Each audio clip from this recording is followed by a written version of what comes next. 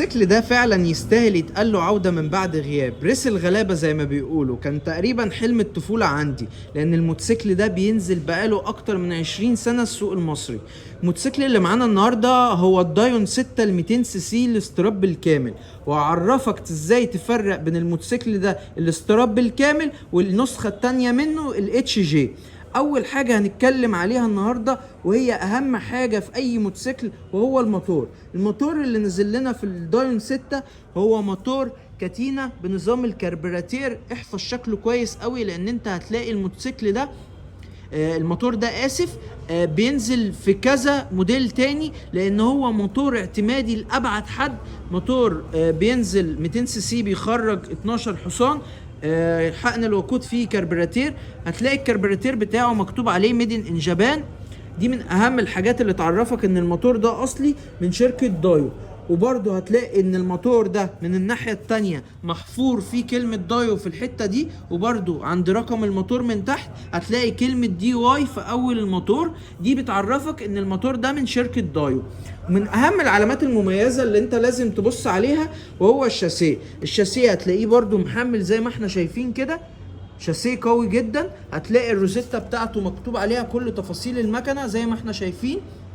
موتوسيكل محترم جدا.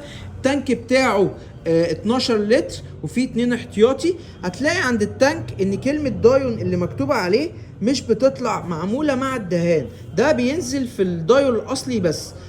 نتكلم بقى شوية عن الكاوتش بتاعه الجنط مقاس 17. جنط كويس جدا يستحمل تيوبلس.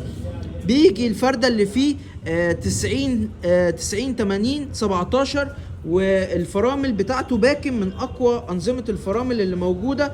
فرامل برضو الخلفية باكم، كاوتش 17 70 130 يديك ثبات جدا على الطريق. موتوسيكل على فكرة حجمه كبير، يعتبر زي ما انا قلت لك كده، كنت بقول عليه وانا صغير ريس الغلابة. الموتوسيكل ده كان طبعا حلم الطفولة. موتوسيكل خامته محترمة جدا.